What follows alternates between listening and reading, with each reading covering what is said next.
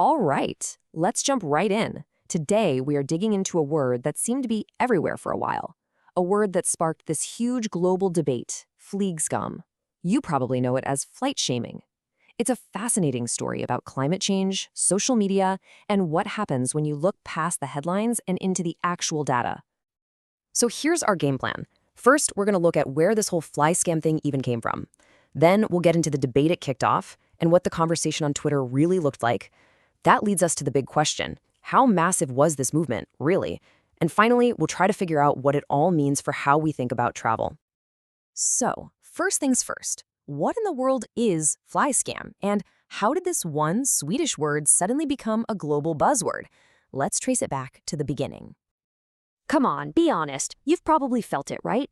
That little twinge of guilt when you hit the buy button on a flight, knowing it's not exactly great for the planet. Well, that feeling?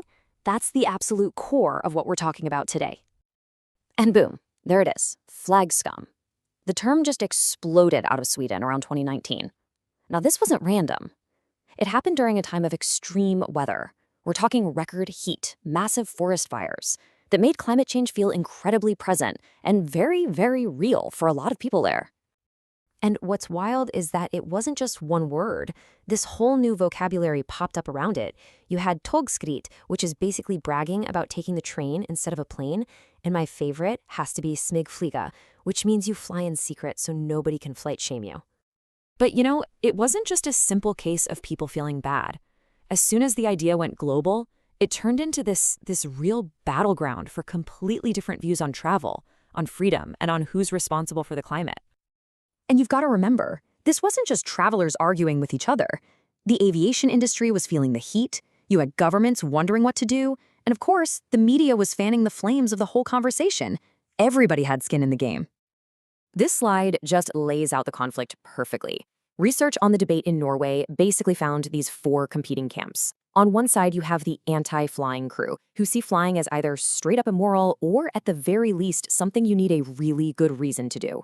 And on the other side, you've got the pro-flying team, who see it as something to be proud of, or just a normal part of modern life that's nobody else's business. Okay, so with all these groups clashing, you'd expect social media to be an absolute firestorm, right?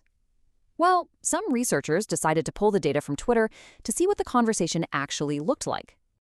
So when you look at the vibe of the tweets, it's pretty interesting. Yeah, the majority were positive, people supporting the idea of flying less, but look at that negative bar.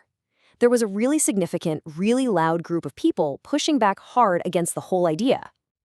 And digging in a little deeper, two themes really jump out.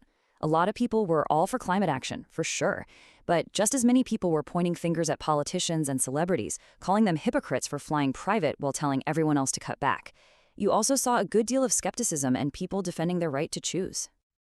All right, so this brings us to the real heart of the matter.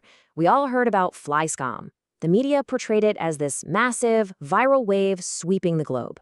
But was it? Let's just put the myth right to the test. Was this a huge, powerful, influencer-led trend that was changing the world one tweet at a time? The answer from the data is, a pretty clear no. Get this. Across nearly 4 years, during the peak of its supposed fame, researchers found less than 1,500 total tweets using the main hashtags. I mean, for a global movement, that's an incredibly small number. And the details make it even clearer. There were no big influencers or celebrities driving this thing. The first accounts to even tweet about it were just regular people with a few thousand followers. This was not a top-down campaign. It was a small, organic conversation that pretty much fizzled out after its peak in early 2020. And if you want to understand the pushback, listen to this. The single most liked tweet in the entire dataset, with 384 likes, was this one, which is just completely mocking the whole idea of flight shaming. That tells you everything you need to know about the passionate opposition. So, what are we supposed to make of all this? You've got this super famous idea that everyone knows about, but the data shows a tiny, really divided conversation online. What's the real takeaway here? And here it is, the bottom line. The power of Flygskam was never really about the number of hashtags. Its power is as a symbol. The idea of flight shame turned out to be way, way bigger and more influential than the actual online movement ever was. And that leaves us with one last really big question to chew on. When we're up against huge challenges like climate change, is shame actually a good tool to get people to change? Or, as this data might suggest, does it just make people dig in their heels and create even deeper divisions? It's a question that goes way beyond just travel. Thanks for digging into this with me today.